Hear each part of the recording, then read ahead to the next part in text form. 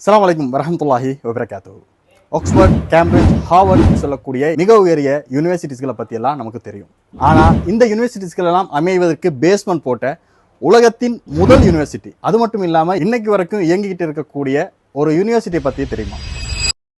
உலகத்தில் அமைக்கப்பட்ட முதல் யூனிவர்சிட்டி கிபி 859 ஆரம்பிக்கப்பட்ட மொரோக்கோ நாட்டில் இருக்கக்கூடிய அல் கராவின்னு சொல்லக்கூடிய யூனிவர்சிட்டி தான். இந்த அல் கராவியினுடைய வரலாறு எந்த ஒரு அரசர்களாலோ எந்த ஒரு ப்ரொஃபசர்ஸ்களாலோ ஆரம்பிக்கப்பட்டதல்ல. அது ஒரு முஸ்லிம் பெண்மணியால் தொடங்கப்பட்டது. அவங்க தான் ஃபாத்திமா அல் ஃபிஹ்ரி. இந்த உலகத்தில் இருக்கக்கூடிய அனைத்து யூனிவர்சிட்டிஸ்களுக்கும் தாய் போன்றவர். ஆனால் கால ஓட்டத்தில் மறந்தே போன ஒரு மாபெரும் ஆளுமை. அவங்களுடைய வரலாற்று கதையை தான் நம்ம இன்றைய தினத்தில் பார்க்க இருக்கிறோம்.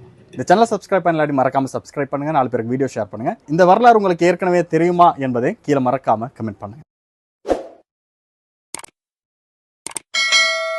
கிபி 800ஆம் ஆண்டு துனிசியாவில் உள்ள ஹைரான் என்ற இடத்துல ஒரு வசதியான வர்த்தக குடும்பத்தில் பிறந்தவங்க தான் இந்த ஃபாத்திமா. இவங்க குடும்பம் பின்னாடி மொரோக்கோ நாட்டில் இருக்கக்கூடிய ஃபெஸ் என்ற இடத்துக்கு இடம் மாறுறாங்க.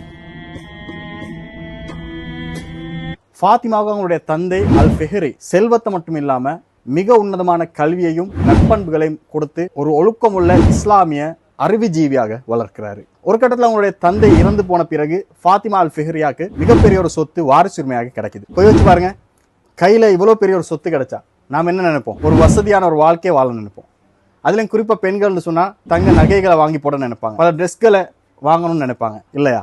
சுத்தி இருந்தவங்களும் ஃபாத்திமா அப்படித்தான் செய்வா அப்படின்னு நினைச்சாங்க. காசை வைத்து பிசினஸ் ஆரம்பிப்பதற்கு பல பேரும் பல ஐடியாஸ்களை கொடுத்துக்கிட்டே இருந்தாங்க. ஃபாத்திமாவுடைய காதுல பல பேருடைய பல குரல்கள் கேட்டாலும் அவங்களுடைய மண்டைக்குள்ள ஓடிட்டு இருந்தது ஒரே ஒரு குரல் தான். அது அவங்களுடைய தந்தையுடைய குரல். அவர் சிறு வயசுல இருந்தே ஃபாத்திமாவுக்கு சொல்லிக் கொடுத்த போதனை தான், உலகத்துல நம்ம எப்படி வாழ்றோன்றது முக்கியம் இல்லை, வாழும் இந்த குறுகிய கால வாழ்க்கையில மறுமையோட வெற்றிக்கான வாழ்க்கையாக இருக்கணும்.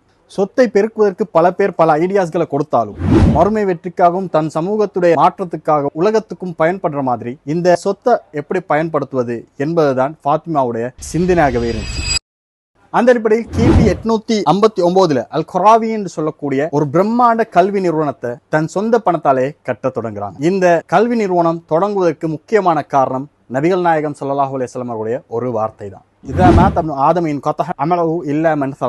ஆதமுடைய மகன் இறந்து விட்டால் அவனுடைய 3 செயல்களை தவிர மத்த எல்லாம் நின்று போய்விடும். சதகத்துல் ஜாரியா, நிலையான தர்மம், பிறருக்கு பயன்படும் கல்வி, அவ்வளதின் சாலின் யதூலஹு, அவனுக்காக துஆ செய்யும் ஒழுக்கமான பிள்ளை. யூனிவர்சிட்டியை கட்டுவதற்கான ஐடியா வருவதற்கு காரணமே நபிகள் நாயகம் ஸல்லல்லாஹு அலைஹி வஸல்லம் இந்த பொன்மொழிகள் தான்.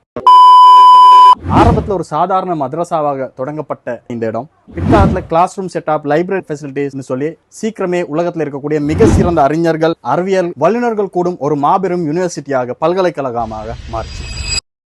குர்ஆன் ஹதீஸ் மட்டும் இல்லாம வானியல், மருத்துவம், மேத்தமேட்டிக்ஸ், கெமிஸ்ட்ரி, ஜியோகிராஃபின்னு நவீன அறிவியலோட அத்தனை துறைகளும் அங்கே சொல்லித்தரப்பட்டுச்சு. முஸ்லிம்கள் மட்டும் இல்லாம ஐரோப்பாவை சேர்ந்த கிறிஸ்தவ அறிஞர்கள் கூட இந்த பல்கலைக்கழகத்துக்கு வந்துதான் அரபியன்களையும் கணிதத்தையும் கற்றுக்கொண்டாங்க. கிறிஸ்தவ உலகத்துல மிகப்பெரிய மதகுருவான போப் சில்வஸ்டர் II கூட இங்கே தான் கணிதம் படிச்சாருன்னா பாத்தீங்களே.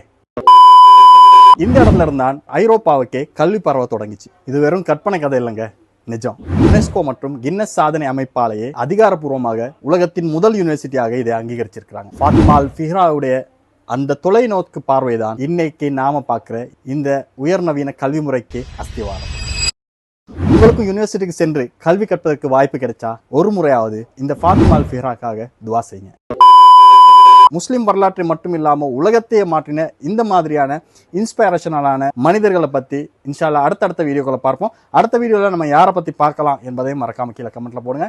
அதுவரை உங்களிடமிருந்து விடைபெறுகின்ற நான் ஜாவித் பூசோ. அஸ்ஸலாமு அலைக்கும் வரஹ்மத்துல்லாஹி வபரகாத்துஹு.